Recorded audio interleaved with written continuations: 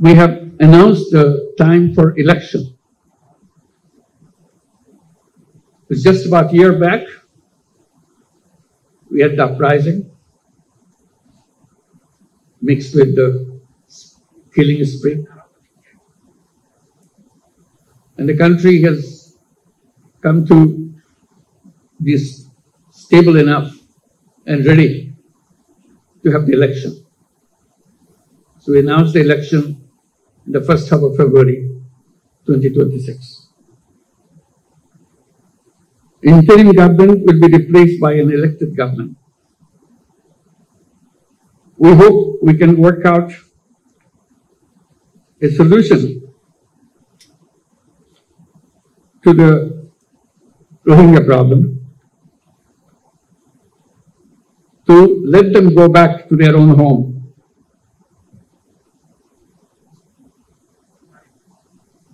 As a part of this transition process that we are going through, it will be complete when we see we have also achieved this goal to have all our Rohingya guests to return to their own home in their own environment. On the 8th Rohingya Genocide Remembrance Day, with a heavy heart, I draw your attention to the forced displacement of Rohingyas and their exodus to Bangladesh from Myanmar. In a spate of only few weeks, in August 2017, around 800,000 Rohingyas crossed into Bangladesh. They came to Bangladesh to save their lives. Unfortunately, the barbaric attack and persecution still persists. Hence, we see fresh arrivals at our doorsteps every day.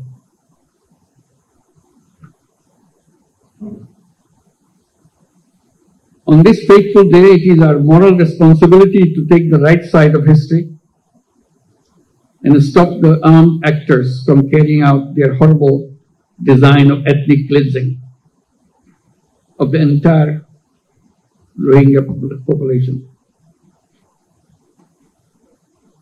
It will be a historic blunder if we wait for seeing the very last Rohingya living Dhaka.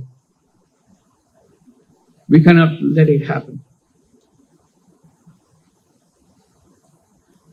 International commitment is to help the Rohingyas to go back to their own home. When Secretary General came in March here to be with the Rohingyas during the month of fasting, he himself gone through the fasting for the whole day and meet for iftar, breaking of the fast, with nearly 100,000 or 150,000 Rohingyas around him,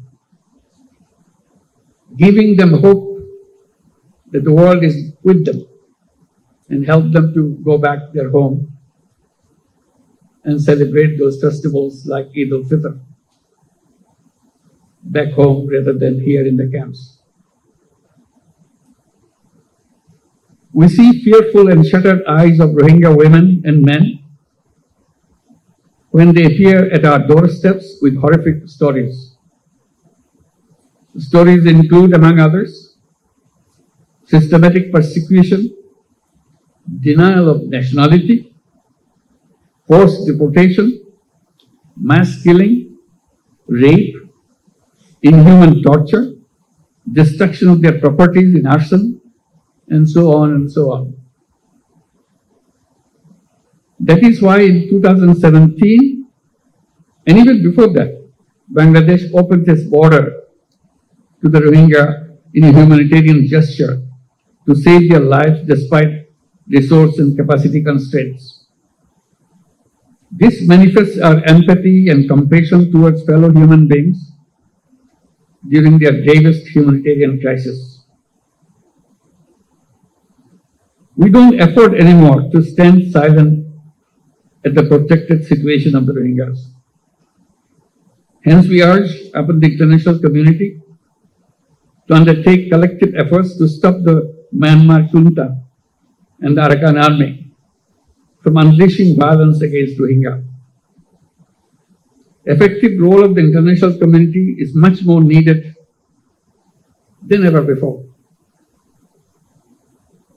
Excellencies and distinguished guests, I acknowledge the continued support, assistance, and solidarity of the donors, our partners, UN agencies, international organizations, and friends across the globe to the Rohingyas sheltered in Bangladesh. We greatly value your compassion and continued partnership for the Rohingyas. Your continued support will remain pivotal and exigent until they return home.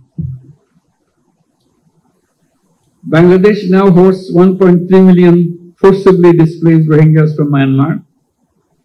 That makes Cox's Bazar the largest refugee camp in the world. In addition, around 32,000 new babies are born each year in these camps. On the contrary, only less than 500,000 of them are living in Myanmar. This picture manifests that due to continued persecution, Rohingyas continue to leave Myanmar. During last 8 years, people of Bangladesh, in particular the host community here in Cox's Bazar, have been making tremendous sacrifices. The impact on our economy, resources, environment, and ecosystem, society, and governance have been huge. I thank our host community and the people of Bangladesh for their wholehearted support and enormous sacrifices for the Rohingyas. We don't foresee any scope whatsoever for further mobilization of resources from our domestic resources, given our own challenges. Rohingya issue and its sustainable resolution must be kept alive on the global agenda as they need our support until they return home. In that spirit of solidarity, during the last Ramadan in March this year, the Secretary General of the United Nations, Antonio Guterres, and I joined with over 100,000 Rohingyas in an iftar in Cox's Bazar, as I mentioned before. I take this occasion to thank the Secretary General on behalf of all the Bangladeshis and all the people in the camp and all the Rohingyas, wherever they are. That was a wonderful gesture he did, and uplifted the morale of all the people in Bangladesh and the Rohingyas, particularly around the world. You may recall that last year in the United Nations General Assembly, I made a 3-point proposition to address the Rohingya crisis. In recognition of my call, the high-level conference was envisaged for this year's General Assembly. I hope that this dialogue here in Cox's Bazar will contribute substantively to the conference in New York in shaping the roadmap for an expedited and permanent solution of the Rohingya crisis.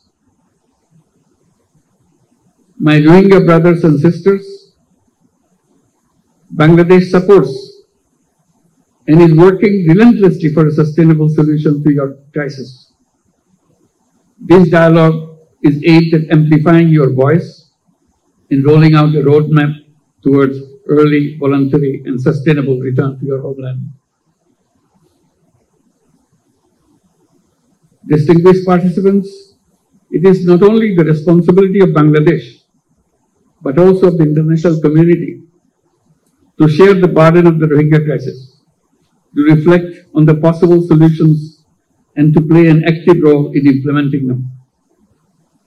In going forward towards these objectives, I propose the following 7 points. First point, umbilical relationship of Rohingyas with their homeland cannot be severed.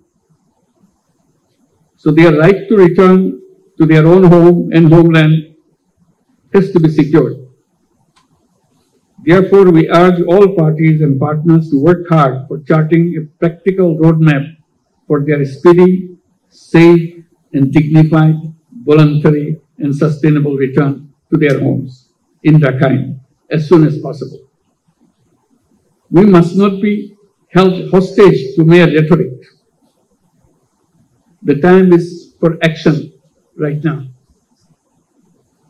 Second point, undiminished contribution of donors and humanitarian partners is essential to ensure continuity of life-saving programs. We make an appeal to the international donors to enhance their commitments in order to fill out the fund gaps in the joint response plan of 25-26. At the same time, we urge upon the stakeholders to undertake consolidated efforts for adequate and sustainable funding for future as well. Third point, all acts of violence against Rohingya must cease immediately. We urge upon the Myanmar authorities as well as the Arakan army to ensure safety, security, and livelihood of the Rohingyas. They should make sure that no more Rohingyas enter into Bangladesh. At the same time, they must allow internally displaced persons from camps in central and northern Rakhine to return to their homes inside Myanmar as soon as possible. Fourth point, a platform for consultation or dialogue is an accident for commencing communication, reducing tension, ending conflict among the ethnic communities inside Myanmar.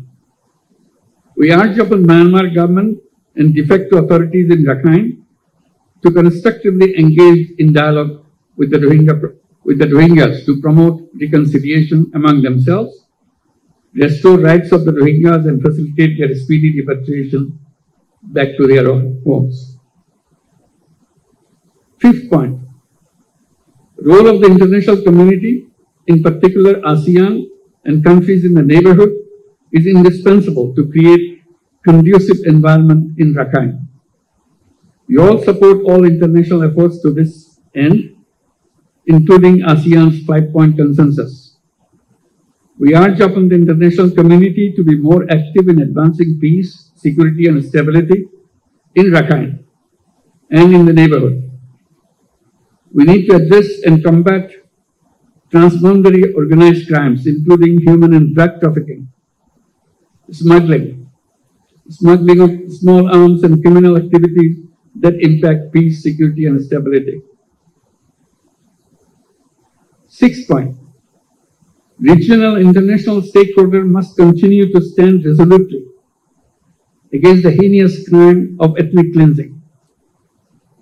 Towards that, we urge upon all to calibrate their relationship with Myanmar and Arakan army and all parties to the conflict in order to promote an early resolution of the protracted crisis. Seventh and the final point, we urge upon the international community to add dynamism to the ongoing international accountability processes at the International Court of Justice, International Criminal Court, and elsewhere. We urge upon them to implement the provisional measures decided by ICJ, ensure justice and accountability, and put an end to the genocide and crimes against humanity. It is timely to reflect on realizing relevant aspects of restorative justice. Dear friends and partners, Rohingya crisis emanated from Myanmar, and the solution also lies in Myanmar. All parties must act to end the crisis with greater resolve without any further delay. Your solidarity with the Rohingyas' voice could be a beacon of hope for them in reversing their marginalization and persecution as the starting point of their return to their homeland. Let us all join our hands and pronounce our determination to contribute to the dignified return of the Rohingyas, ensuring justice and accountability.